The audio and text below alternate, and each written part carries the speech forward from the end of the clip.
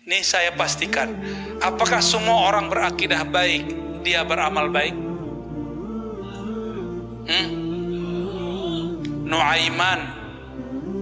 Nuaiman itu pernah minum khamar loh, akidahnya baik.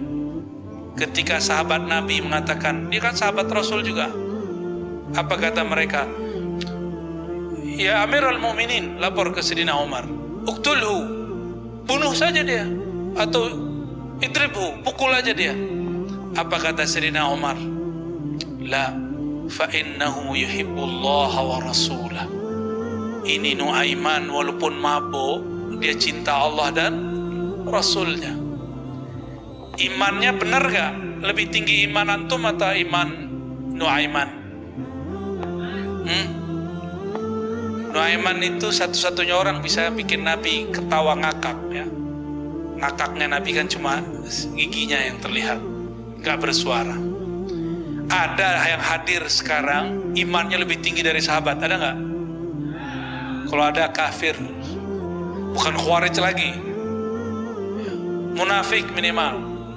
Karena dalam Sahih Bukhari disebutkan, man amina minan nifaq fahuwa munafiq. Siapa yang merasa dirinya aman dari kemunafikan, dialah munafik. Dan Ibnu Abi Mulaikah Hasan Al-Basri mengatakan, kami bertemu puluhan sahabat Nabi, tidak ada satupun yang mengatakan imani ala imani Jibril, imanku seperti iman Jibril. Gak ada satupun. Saya ulangi pertanyaannya, sahabat Nabi ada yang dosa gak? Ada tuh Nuaiman. Nuaiman akidahnya benar gak? Kenapa dia masih berdosa, bermaksiat? Ya, kita ini mahallun nisyan wal khata. Apa kata Allah tabaraka wa ta'ala dalam al-hadis al-qudsi? Hafalkan hadis ini biar gak pakai akal-akalan kalau beragama. Kullu bani Adam khata, kullu khata. Setiap anak keturunan Adam itu bersalah, berdosa. Ini Bani Adam atau Bani Syaitan? Bani, sama kita ya. Ternyata dosa itu ngaruh dalam kehidupan kita. Setiap kali kita ngalamin hari yang buruk, kejadian yang buruk, musibah yang tidak baik, maka itu pasti wujud dari dosa-dosa yang kita lakukan. Soalnya tidak muncul masalah kecuali karena dosa. Kenapa? Karena Allah ingin mengampuni dosa hamba-hambanya dengan cara memberi musibah. Makanya Allah berfirman, wa ya'fu an katsir. Sebagian besar dosa kita itu nggak dibalas sama Allah. Allah biarin aja dulu supaya kita punya kesempatan bertobat. Seandainya dosa kita itu dibalas terus-menerus, tapi Allah membalasnya itu perlahan-lahan dikit supaya ngasih tahu kita doang biar kita ngeh gitu, insaf. Setelah sekian ratus kali kita salah ngelihat, nggak jaga mata, cuma sekali doang kelilipan. Padahal kalau Allah mau balas yang serius, nggak kayak gitu tuh. Begitu kita salah ngelihat, buta udah langsung. Tapi wa ya'fu an katsir. Allah maafin, udah biarin aja dulu. Lihat salah, biarin, mungkin dia tadi silap, mungkin dia. Assalamualaikum warahmatullahi wabarakatuh. Bismillahirrahmanirrahim. Ashhadu an la ilaha illallah wa ashhadu anna Muhammadar Rasulullah. Allahumma salli ala Sayyidina Muhammad wa ala ali Sayyidina Muhammad. Rabbi shrah li sadri wa yassir li amri wahlul 'uqdatam min lisani yafqahu qawli. Amin. Bismillahirrahmanirrahim.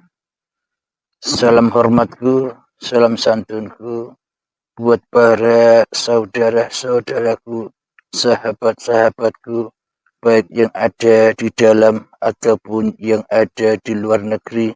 Semoga kita semua senantiasa di dalam lindungan Allah Subhanahu wa ta'ala, terutama hati kita selalu dinaungi iman kepada Allah Ta'ala.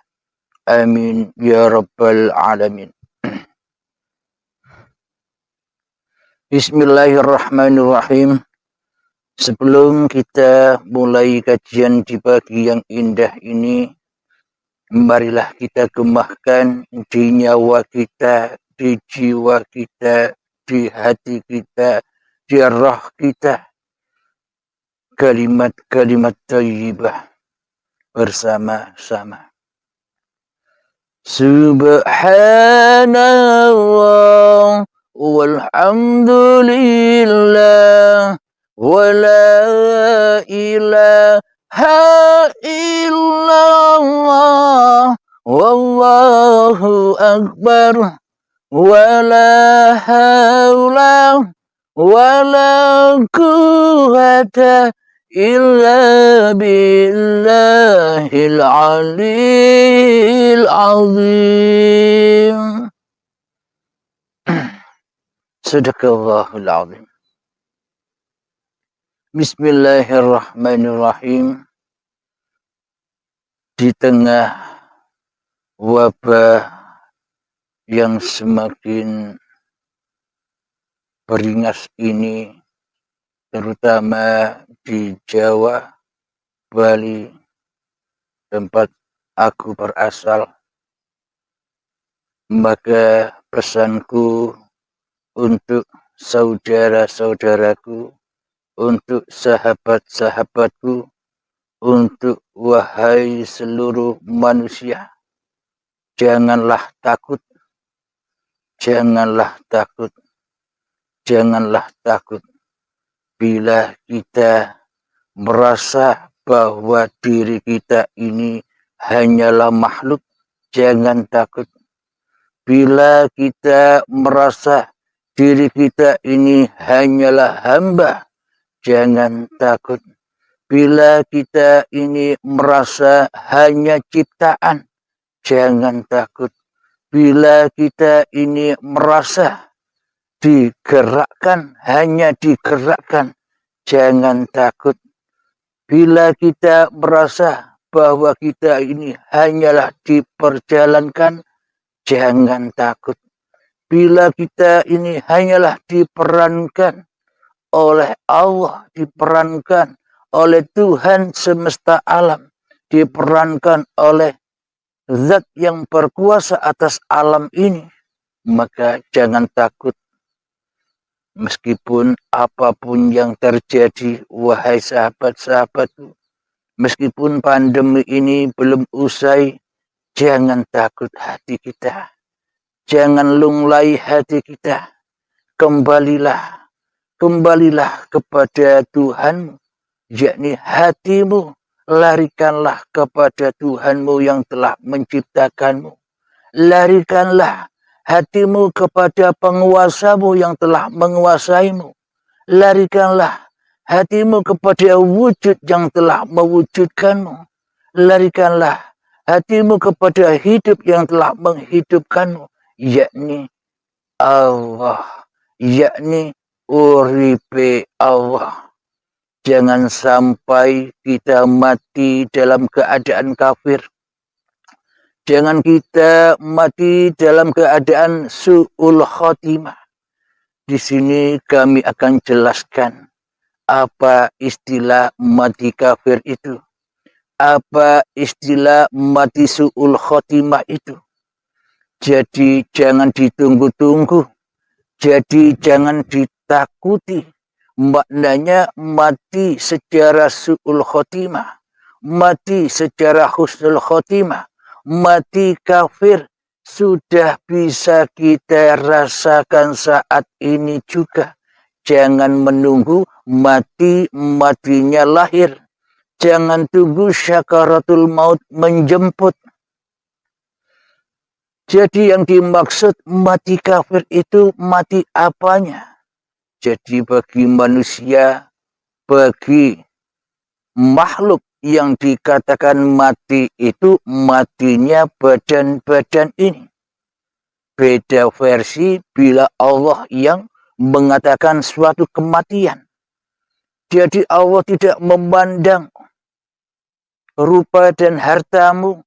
Allah tidak memandang ilmu dan amalmu. Allah tidak memandang nasab-nasab keturunanmu, dan Allah tidak memandang semua hal yang ada pada dirimu, tapi Allah hanya memandang hatimu. Sudah kembalikah hatimu kepada Tuhanmu? Sudah berimankah hatimu kepada Tuhanmu? Yakni iman itu ya harus menyaksikan siapa yang diimaninya. Iman itu ya harus nyata dan menyatakan siapa yang diimaninya.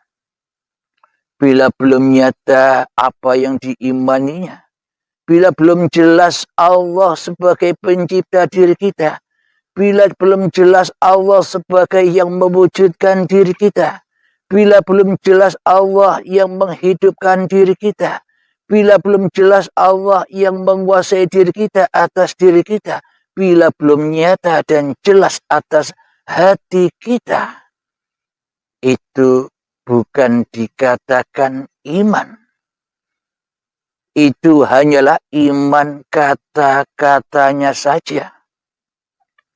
Iman bohong-bohongan saja.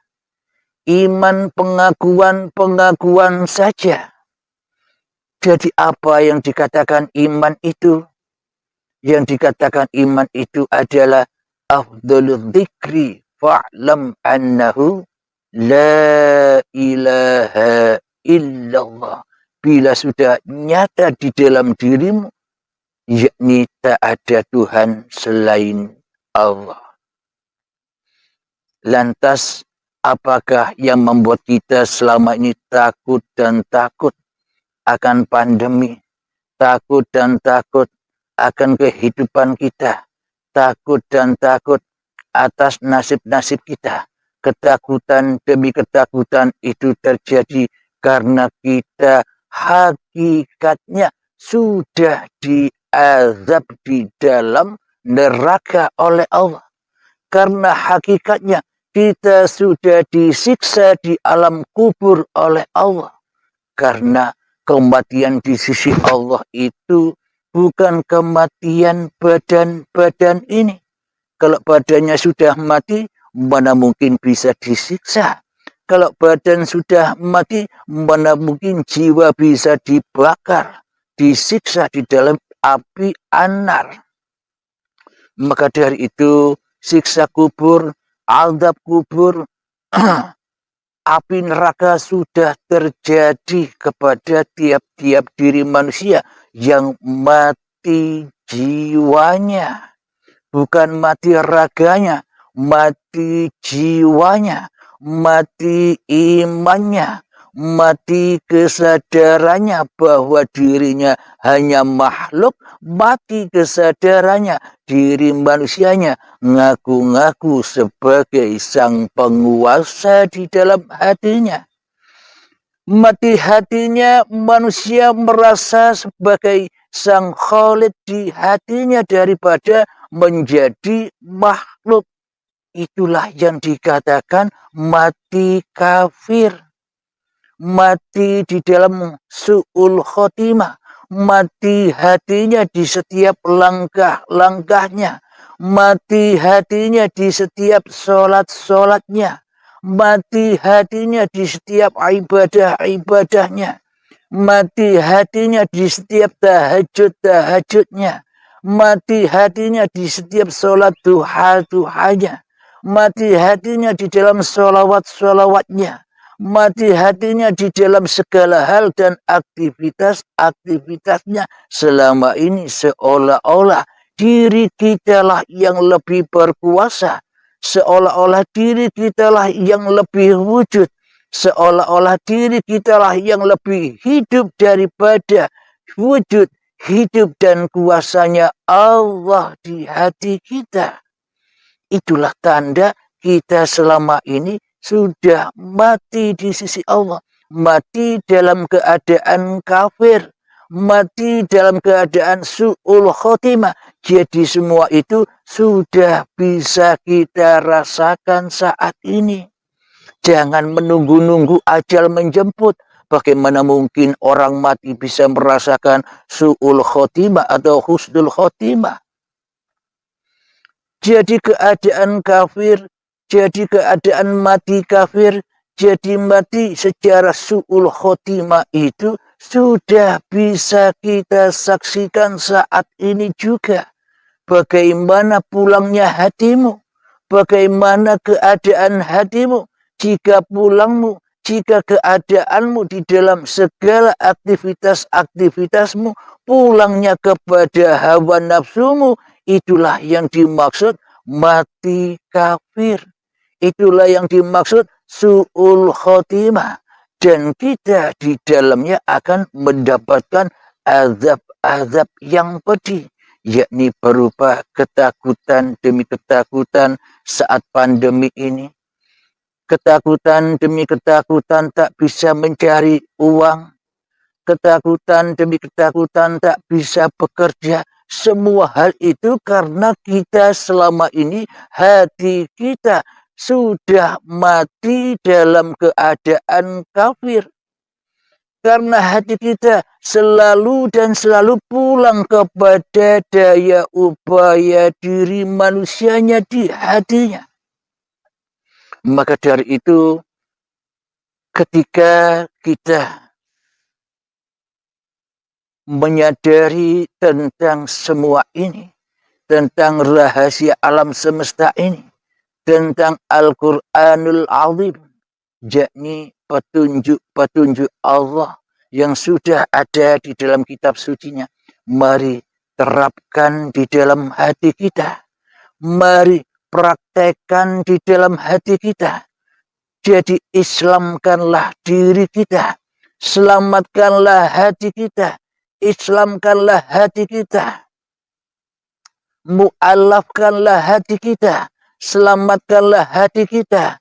Selamatkanlah jiwa kita. Kembali roji'un hanya kepada Sang Pencipta.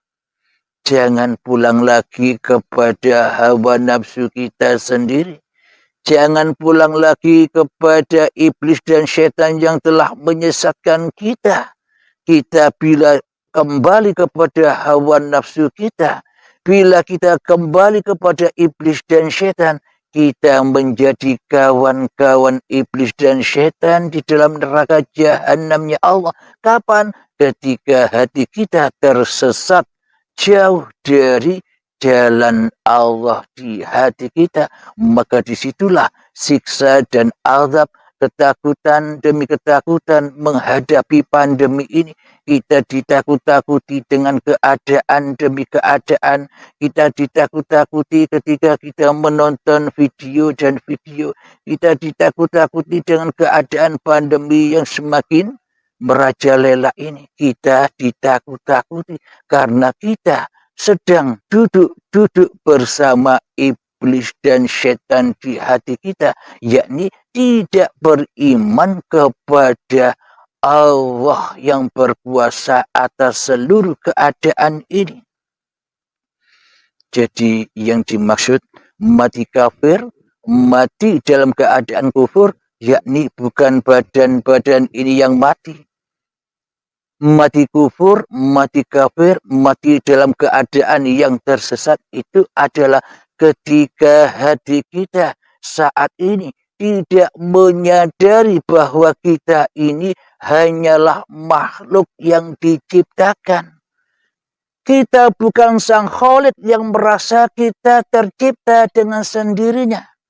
Kita bukan Sang Khalid penguasa yang merasa menciptakan badan-badan ini sendiri. Apa sih? Karena kita selama ini ketakutan dan ketakutan di dalam hati kita. Karena kita selama ini telah merampas hak-hak Allah menjadi hak-hak manusia kita. Hak Allah atas kehidupan, hak Allah atas badan-badan yang diciptakan Allah, hak-hak Allah yang mengafalkan seluruh manusia, yang menggerakkan seluruh manusia, sudah kita rampasi sebagai hak-hak diri manusia kita. Itulah yang menimbulkan rasa ketakutan dan ketakutan di dalam jiwa kita. Karena kita sudah beranjak berjalan lari jauh dari Sang Pencipta diri manusia kita, maka tersesatlah kita di dalam ketakutan demi ketakutan. Maka tersesatlah hati kita di dalam merana demi merana, kekecewaan demi kekecewaan, kekhawatiran demi kekhawatiran di dalam kehidupan ini. Karena kita sudah masuk di dalam anarnya jiwa ini. Kita sudah masuk di dalam azab-azab Allah, azab kubur, azab jahanam. Karena jiwa kita yang telah mati ini dikubur di dalam badan-badan yang dari tanah ini. Jadi hakikat kuburan yang berjalan ya diri kita ini selama ini. Yang hati kita tidak bisa pulang kepada Tuhan Sang Pencipta diri kita. Hati kita tersesat ke lembah jahanam. Hati kita tersesat